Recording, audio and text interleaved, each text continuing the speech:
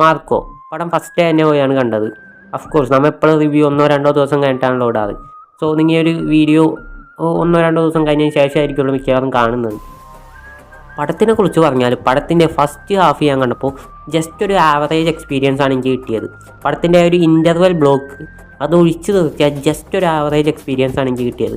പക്ഷെ അപ്പോൾ എടുത്തു പറയേണ്ട കാര്യം പടത്തിൻ്റെ മേക്കിംഗ് ആണ്. മേക്കിംഗ് നമ്മളെ കണ്ണ് മാറ്റാതെ ഇങ്ങനെ പിടിച്ചെടുത്തിട്ടുണ്ട്. പിന്നെ രവി ബസൂറിൻ്റെ ഒരു BGM ഒന്നും പറയാനില്ല. പുള്ളിയുടെ പൂണ്ട് വിളയാട്ടമായിരുന്നു പടം ടോട്ടൽ, തുടക്കം മുതൽ അവസാനം വരെ. ഇതിൻ്റെ ഇൻട്രോ തന്നെ ഒരു സോങ് ആയിട്ടാണ് തുടങ്ങുന്നത്. അവിടം മുതൽ അവസാനം വരെയും പുള്ളിയുടെ പൂണ്ട് വിളയാട്ടം തന്നെയായിരുന്നു.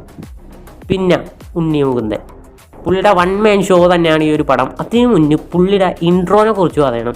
എൻ്റെ പൊന്നോ, നമ്മുടെ ഒരു മലയാളം ഒന്നും പറയാൻ പറ്റൂല, ഇന്ത്യൻ സിനിമയിൽ തന്നെ ഒരു ആക്ടറിന് കിട്ടാവുന്ന ഏറ്റവും മികച്ച ബ്രൂട്ടൽ ഇൻട്രോഡക്ഷനാണ് ഈ ഒരു സിനിമയിൽ ഉണ്ണി മുകുന്ദനി ഹനീഫ ഖാൻ ഒരുക്കി കൊടുത്തത്. പിന്നെ പടത്തിൻ്റെ കളർ ഗ്രേഡിങ് ഒക്കെ എടുത്ത് പറയേണ്ട സംഭവം കേട്ടോ. ഓരോ സീനിലും വളരെ മികച്ചതായിട്ട് കളർ ഗ്രേഡിങ് നിൽക്കുന്നതായിട്ട് തോന്നി. ദെൻ ഫ്രെയിംസ് ആയാലും അങ്ങനെ മൊത്തത്തിൽ മേക്കിങ്ങിൻ്റെ കാര്യത്തിൽ ഒരു കോംപ്രമൈസോ അവരെന്തായാലും പടത്തിൽ ചെയ്തിട്ടില്ല. അതിനുള്ള ബഡ്ജറ്റ് എന്തായാലും പടത്തിനായിട്ടുണ്ട്. എന്തോ 33 കോടിക്ക് മേലെ അങ്ങാണ്ട് ബഡ്ജറ്റ് പടത്തിനായിട്ടുണ്ട്. അതിൻ്റെ 1 രൂപ പോലും എന്തായാലും അവർ വേസ്റ്റ് ആക്കിയിട്ടില്ല. ഇനി പടത്തിൻ്റെ സെക്കൻഡ് ഹാഫിലേക്ക് വരാം. ഒരു മലയാളം സിനിമയാണ് ഞാൻ കാണുന്നതെന്ന് ഒരിക്കലും തോന്നാത്ത രീതിയിലുള്ളൊരു സിനിമയാണ് സെക്കൻഡ് ഹാഫിൽ എടുത്തു വെച്ചിരിക്കുന്നത്. ആക്ച്വലി സെക്കൻഡ് ഹാഫിൻ്റെ തുടക്കത്തിൽ തന്നെ ഞാൻ കൊടുത്ത പൈസ എനിക്ക് മുതലായി. കാരണം സെക്കൻഡ് ഹാഫിൽ തുടക്കത്തിലുള്ള ഒരു സ്റ്റെയർ കേസ് ഫൈറ്റ് ഉണ്ട്. ഈ ഒരു എൻ്റെ സിനിമയിൽ എനിക്ക് ഏറ്റവും ഇഷ്ടപ്പെട്ട ആക്ഷൻ സീക്വൻസ് എന്ന് പറഞ്ഞാൽ ആ ഒരു സ്റ്റെയർ കേസ് ഫൈറ്റ് സീൻസാണ്. എൻ്റെ പൊന്നോ, ആ ഒരു സീൻ എടുത്ത് വെച്ചേക്കാന്ന് വെച്ചാൽ ജസ്റ്റ് ടോപ്പ് നോച്ച് എന്നല്ലാണ്ട് ഒന്നും പറയാനില്ല. പിന്നെ ആ ഒരു ഫൈറ്റ് സീക്വൻസിൻ്റെ ഒരു പർട്ടിക്കുലർ ടൈമിലൊക്കെ ആയിട്ട് ഇങ്ങനെ ബാക്ക്ഗ്രൗണ്ട് മ്യൂസിക് ഒന്നും ഇല്ലാതെ ജസ്റ്റ് ആ ഒരു ഫൈറ്റ് ചെയ്യുന്ന സൗണ്ട്സ് മാത്രം വെച്ച് പോകുന്നതൊക്കെ ജസ്റ്റ് ഒരു പ്രത്യേകതരം ഫീലിലാണ് ആ ഒരു സ്റ്റെയർ കേസ് സീൻ മൊത്തത്തിൽ അവർ കൊണ്ടുപോയത്. പിന്നെ ഉണ്ണി മുകുന്ദൻ അവിടെ എടുത്ത എഫേർട്ട് എന്ന് വെച്ചാൽ നമുക്ക് ആ ഒരു ഫൈറ്റ് സീക്വൻസിൽ തന്നെ നമുക്ക് അറിഞ്ഞ് കാണാൻ പറ്റും. കാരണം അമ്മാതിരി പണി പുള്ളി ഈ സിനിമയിൽ എടുത്തിട്ടുണ്ട്. എനിക്ക് ജസ്റ്റ് ഈ ഒരു സിനിമയെ നമ്മുടെ മലയാളം ഫിലിം ഇൻഡസ്ട്രിയിലെ തന്നെ ഏറ്റവും വയലൻ്റ് മൂവി എന്ന് പറഞ്ഞ് കുറച്ച് പറയാൻ ഒരിക്കലും സാധിക്കില്ല. കാരണം ഇന്ത്യൻ സിനിമയിൽ തന്നെ ഞാൻ ഇതുവരെ കണ്ടതിൽ ഏറ്റവും വയലൻസ് പറഞ്ഞ പടം മാർക്കോ ആണ്. ഇപ്പോൾ എനിമലിലേക്ക് വരികയാണെങ്കിൽ ആ ഒരു പടം ആക്ച്വലി എനിക്ക് ഒട്ടും ഇഷ്ടപ്പെടുന്ന പടമല്ല. പിന്നെ അതിലെ വയലൻസ് ആണെങ്കിലും അത്ര വലുതായിട്ട് ഈ ഒരു മാർക്കോനെ വെച്ച് നോക്കുമ്പോൾ അതൊന്നും ഒരു വയലൻസ് ആയിട്ട് എനിക്ക് തോന്നുന്നില്ല. പക്ഷേ കില്ല് വളരെ മികച്ചൊരു വയലൻസും ബ്രൂട്ടാലിറ്റിയും ഒക്കെ നിറഞ്ഞൊരു സിനിമയാണെങ്കിലും അതും മാർക്കോനെ വെച്ച് നോക്കുമ്പോൾ ഒന്നും അല്ലാതായി പോകുന്നുണ്ട്. അതുകൊണ്ട് തന്നെ പിള്ളേരായിട്ട് ഒരിക്കലും ഒരു കാരണം വെച്ചാൽ ഈ ഒരു സിനിമക്ക് ടിക്കറ്റ് എടുക്കരുത്. തിയേറ്റർ ഓണേഴ്സ് ഒക്കെ ഈ ഐഡിയ ഒക്കെ ചെക്ക് ചെയ്ത് പോകുന്നൊക്കെ പറയുന്നത് കേട്ടു. പക്ഷേ ഞാൻ പോയ തിയേറ്ററിൽ അവർ മൈൻഡ് പോലും ചെയ്യുന്നില്ല. ആക്ച്വലി പിള്ളേരൊക്കെ കയറി പോകുന്നുണ്ടായി. കണ്ടാൽ തന്നെ അറിയാൻ 14 വയസ്സുള്ള കുറേ പേരൊക്കെ പോകുന്നുണ്ടായി. അപ്പോൾ മാക്സിമം അങ്ങനെ പിള്ളേരെ കൊണ്ടുപോയി വെറുതെ കാണിക്കാണ്ടൊക്കെ ഇരിക്കാൻ നോക്കുക. പിള്ളേരെന്ന് തന്നെ പറയുന്നല്ലോ, ഇങ്ങനെ ഭയങ്കരമായിട്ട് ബ്രൂട്ടാലിറ്റി സംഭവങ്ങളൊക്കെ കാണാൻ പറ്റാത്ത ആരും ഈ സിനിമക്ക് തലവെക്കാണ്ടിരിക്കുന്നത് തന്നെയാണ് നല്ലത്. കാരണം അത്രയും റോയായിട്ട് തന്നെ എല്ലാം കാണിച്ചു പോകുന്നുണ്ട്. പിന്നെ നമ്മുടെ സിദ്ദീഖിക്കയുടെ കാര്യം എടുത്തു പറയണം. പുള്ളി അൺഎക്സ്പെക്റ്റഡ് ആയിരുന്നു. ഞാൻ ഒരിക്കലും പുള്ളിയുടെ ഇതുപോലത്തെ ഒരു സാധനം എന്തായാലും ഈ ഒരു പടത്തിൽ ഞാൻ പ്രതീക്ഷിച്ചിട്ടുണ്ടായില്ല. പക്ഷേ പുള്ളി കിടുവായിരുന്നു. എസ്പെഷ്യലി ഒരു സെക്കൻഡ് ഹാഫിൽ പുള്ളിയുടെ ഒരു ആക്ഷൻ സീക്വൻസ് പോലത്തെ ചെറിയൊരു സംഭവമുണ്ട്. അത് വളരെ കിടിലായിരുന്നു. അത് സീൻസ് ആനായിരുന്നു.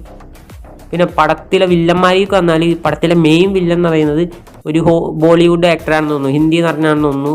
കബീർ ദുവാൻ സിംഗ് എന്നെന്തോ ആണ് പുള്ളിയുടെ പേര്. എൻ്റെ പൊന്നു, ഇജാതി സ്ക്രീൻ പ്രസൻസ്. അയാളെ കണ്ടാൽ തന്നെ നമുക്കൊരു ഇത് തോന്നും, ആളിത്തിരി സീനാണെന്ന് നമുക്ക് കാണുമ്പോൾ തന്നെ തോന്നും. അമ്മാതിരി ലെവൽ സ്ക്രീൻ പ്രസൻസ് ഉള്ള ഒരു നടൻ. അയാൾ കാണിച്ചു വെക്കുന്നത് അമ്മാതിരി തരങ്ങൾ തന്നെയാണ്. ആക്ച്വലി ഒരു സിനിമയിൽ ഒരു വില്ലനൊന്നുമല്ല, കുറച്ച് വില്ലന്മാരുണ്ട്. ആക്ച്വലി മാർക്കോനേക്കാൾ വയലൻസ് അല്ലെങ്കിൽ ബ്രൂട്ടാലിറ്റി കാണിച്ചു കൂട്ടുന്നത് വില്ലന്മാരാണ്. അതുകൊണ്ട് തന്നെയാണ് നമുക്ക് ഈ ഒരു പടം അത്രയും കണക്റ്റ് ആവുന്നതും വില്ലന്മാരെ പോയി അടിക്കട എന്ന് പറയാൻ തോന്നുന്നതും. ആക്ച്വലി ഒരു ചെറിയൊരു കോമഡി ഉണ്ടായി ഞാൻ ഈ ഒരു പടം കാണുന്നതിൻ്റെ ഇടയിൽ. ഞാൻ ജസ്റ്റ് പറയാം. കോമഡി അല്ല, ഒരു സംഭവം ഉണ്ടായി. പിന്നെ ഷമ്മി തിലകൻ്റെ മോനും ഉണ്ടായി വില്ലനായിട്ട്. അതുപോലെ വേറൊരു പുള്ളിക്കാരനും ഉണ്ടായി. എനിക്ക് ആ പുള്ളിക്കാരൻ്റെ പേരറിയില്ല. സോ ഇവർ രണ്ടുപേരും അതിൽ പ്രത്യേകിച്ച് ഷമ്മി തിലകൻ്റെ മോന് തന്നെയാണ് എടുത്തു പറയേണ്ടത്. പുള്ളി കിടിലായിട്ട് തന്നെ പുള്ളിക്ക് കൊടുത്ത റോള് നീറ്റ് ആൻഡ് ക്ലിയർ ആയിട്ട് തന്നെ പുള്ളി ചെയ്തു പോയിട്ടുണ്ട്. പിന്നെ ഫൈറ്റ് സീക്വൻസിൻ്റെ കാര്യം ഒന്നുകൂടി നോക്കുകയാണെങ്കിൽ അത് ഇനി പറയേണ്ട കാര്യമൊന്നുമില്ല. പിന്നെ ഒന്നുകൂടി നോക്കുകയാണെങ്കിൽ ഓരോ സ്ഥലത്തും നമുക്ക് ഒരേ ടൈപ്പ് ഫൈറ്റ് സീക്വൻസ് ആയിട്ട് കാണാൻ പറ്റും. എസ്പെഷ്യലി ഈ ഒരു ഇൻ്റർവെൽ ബ്ലോക്കിൽ വരുമ്പോൾ കൈയും കാലൊക്കെ കെട്ടിയിട്ടിട്ട് കത്തി വായ പിടിച്ചിട്ടുള്ള ഒരു പണ്ണൽ ഉണ്ണിമൂന്തം ചെയ്യുന്നുണ്ട്. ആ സംഭവം ആക്ച്വലി ഡയറക്റ്റ് കാണിക്കേണ്ടത് ഞാൻ റിവ്യൂ ഇട്ടിട്ടില്ല. ഒരു ബ്രഹ്മാണ്ഡ സിനിമയുടെ വേറെ ഒന്നാലും ഇപ്പോൾ 1500 കോടിയിൽ മോളി കളക്ട് ചെയ്തുകൊണ്ട് പോയിക്കൊണ്ടിരിക്കും. പുഷ്പ 2 ദ റൈസ് എന്ന് പറയുന്ന സിനിമ ഡയറക്റ്റ് ചെയ്ത് വെച്ച സുകുമാരന് കൊണ്ടാണ് ശരിക്കും ആ ഒരു സംഭവം കാണിക്കേണ്ടത്. കാരണം എനിക്ക് ഒട്ടും ഇഷ്ടപ്പെടാത്ത സിനിമയാണ് പുഷ്പ 2. അത് ഞാനിപ്പോൾ തന്നെ പറഞ്ഞേക്കാം, കാരണം ഞാൻ അതിൻ്റെ റിവ്യൂ ഇട്ടിട്ടില്ല, അതുകൊണ്ടാണ് ഇതിൽ പറയുന്നത്. സോ ആ സിനിമയിൽ ഇതുപോലെ തന്നെ ഒരു അതിൻ്റെ ക്ലൈമാക്സിൽ ഇങ്ങനെ ഒരു ഫൈറ്റ് സീക്വൻസ് ഉണ്ട്. അല്ലു അർജുൻ്റെ കയ്യും കാലും കെട്ടിയിട്ടിട്ട്. പക്ഷേ ആ സാധനം എത്ര 300-400 കോടിയാണ് അതിൻ്റെ ബഡ്ജറ്റ്. മാർക്കോടെ ബഡ്ജറ്റ് 30 കോടി. രണ്ടും തമ്മിലുള്ള ഡിഫറൻറ്റ് നിങ്ങൾ നോക്കാം. ഓക്കെ, സംഭവം ഹനീഫ് അദാനി എന്തോ നരുവിറ്റോടെ ഫാനാണെന്ന് തോന്നുന്നു. അതിൽ നിന്ന് ഇൻസ്പയർ ചെയ്ത് ചെയ്തേക്കണ സംഭവം കണ്ടാണ്. എന്തായാലും ചെയ്തേക്കണ സാധനം കിഡിലനായിട്ട് നീറ്റായിട്ട് ചെയ്തിട്ടുണ്ട്. ദെൻ അതുപോലെ ബോക്സിംഗ് കോർട്ടിൽ പോയിട്ട് ഒരു ഫൈറ്റ് ഉണ്ട്. അതുപോലെ തന്നെ ക്ലൈമാക്സിൽ നമ്മുടെ ലിയോ പോലെ തോന്നിക്കുന്ന ഒരു ഫൈറ്റ് ഉണ്ട്. ബട്ട് ഇതിന് അതിൻ്റേതായ രസമുണ്ട് ഇതിൽ കണ്ടിരിക്കാൻ. ബട്ട് എത്ര ഫൈറ്റ് സീൻസ് ഈ ഒരു സിനിമയിൽ ഉണ്ടെങ്കിലും എൻ്റെ ഫേവറേറ്റ് എന്ന് വെച്ചാൽ ആ ഒരു സ്റ്റെയർ കേസിൽ ഇട്ടുള്ള അടിയാണ്. അതൊരു 1.5 പണ്ണല തന്നെ ആയിപ്പോയി. ഒറ്റ ഷോട്ട് പോലെയാണ് ആ ഒരു ഫൈറ്റ് സീക്വൻസ് ഫുൾ അവർ എടുത്തു വെച്ചിരിക്കുന്നത്. ആണ് നമുക്ക് അത്രയും രീതിക്ക് എനിക്ക് കണക്ട് ചെയ്ത ആ ഒരു സാധനം. പിന്നെ പടത്തിൽ നെഗറ്റീവായിട്ട് തോന്നിയ ഒരു 3 കാര്യങ്ങൾ ജസ്റ്റ് വേണമെങ്കിൽ പറഞ്ഞു പോവാം. ഒന്നാമത്തെ കാര്യമായി ഫസ്റ്റ് ഹാഫിൻ്റെ ഒരു പേസിങ്ങിൻ്റെ ഇഷ്യൂ തന്നെയാണ്. അവിടെ കുറച്ച് ലേഗ് നമുക്ക് ഫീൽ ചെയ്യുന്നുണ്ട്. പിന്നെ ജഗദീഷിൻ്റെ റോള് ഞാൻ ഈ ഒരു ഇൻ്റർവ്യൂ ഒക്കെ കേട്ടു പോയപ്പോൾ മേ ബി എൻ്റെ ഒരു എക്സ്പെക്റ്റേഷൻ കൂടിയുണ്ടായിരിക്കാം. എനിക്ക് ഈ സിനിമയോടുള്ള എക്സ്പെക്റ്റേഷനേലും ആക്ച്വലി ജഗദീഷിൻ്റെ എന്താണ് പുള്ളി കാണിക്കാൻ പോകുന്നതെന്നുള്ള എക്സ്പെക്റ്റേഷനായിരുന്നു കൂടുതൽ. അതുകൊണ്ടായിരിക്കാം ടോട്ടലി ഡിസപ്പോയിൻമെൻ്റ് ആയിപ്പോയി പുള്ളിയുടെ ഒരു ക്യാരക്ടറിൽ. അത് ജസ്റ്റ് ഒന്നുമല്ല എന്നറിയാം പുള്ളിയുടെ ഒരു വില്ലനസ് ഈ ഒരു സിനിമയിൽ. ദെൻ മൂന്നാമത്തെ കാര്യം ഒരു നെഗറ്റീവ് എന്ന് പറയാൻ പറ്റില്ല, എങ്കിലും ജസ്റ്റ് ഒന്ന് നോട്ടീസ് ചെയ്തുകൊണ്ട് പറയാൻ തോന്നി. ഒരു ഫൈറ്റ് സീക്വൻസിൻ്റെ ഇടക്ക് ഇങ്ങനെ ചോര തൂറ്റിക്കൊണ്ടിരിക്കുകയാണ് സിനിമ മുഴുവൻ നീളം. അതിൽ ചില സീക്വൻസിലൊക്കെ ഈ ഒരു ചോര ഇങ്ങനെ തെറിക്കുന്നത് ആർട്ടിഫിഷ്യൽ ആയിട്ട് തോന്നി ചോര. ജസ്റ്റ് ഒന്ന് പറയാൻ തോന്നി. അത് ജസ്റ്റ് ഒരു നെഗറ്റീവായിട്ടൊന്നും കൂട്ടേണ്ട കാര്യമില്ല. അപ്പോൾ അത്ര തന്നെ സ്റ്റില്ല് പറയുന്നു, പിള്ളേരെയും കൂട്ടിയൊന്നും പോകരുത് ഈ സാധനം കാണാൻ. പിള്ളേർക്ക് വേണ്ടിയുള്ള സിനിമ 25-ാം തീയതി ബാറോസ് ഇറങ്ങുന്നുണ്ട്. അതും അല്ലെങ്കിൽ ഇപ്പം തന്നെ ഈ ഒരു മാർക്കോടൊപ്പം തന്നെ ഇറങ്ങിയ സിനിമയാണ് മുഫാസ. ഞാൻ ആക്ച്വലി ക്രിസ്മസിന് ഏറ്റവും കൂടുതൽ വെയിറ്റ് ചെയ്ത സിനിമ മുഫാസയാണ്. അത് കണ്ടിട്ടുണ്ട്, റിവ്യൂ വരും. ദെൻ അങ്ങനത്തെ പടങ്ങൾക്കൊക്കെ പിള്ളേരായിട്ട് പോവുക, അവരും എൻജോയ് ചെയ്യും, നമുക്ക് എൻജോയ് ചെയ്യാം.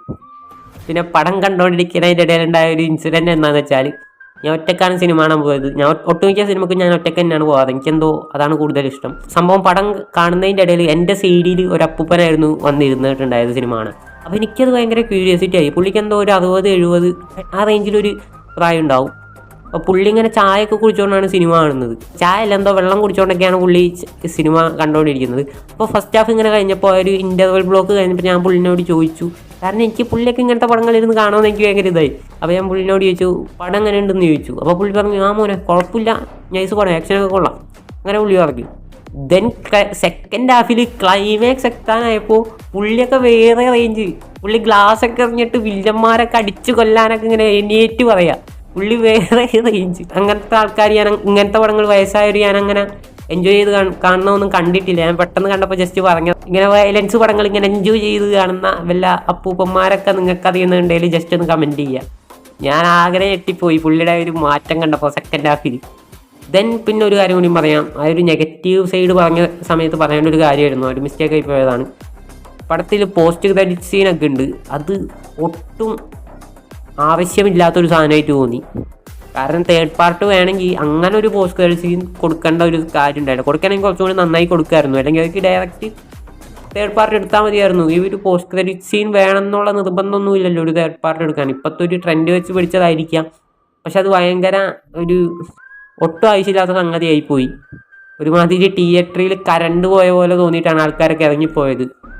സോ അത് വേണേ ഒന്ന് ഒഴിവാക്കായിരുന്നു.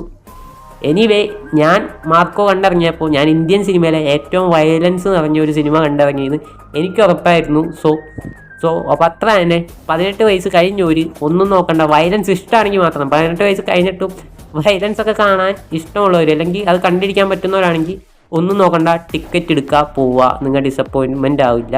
സോ നെക്സ്റ്റ് വീഡിയോയിൽ കാണാം.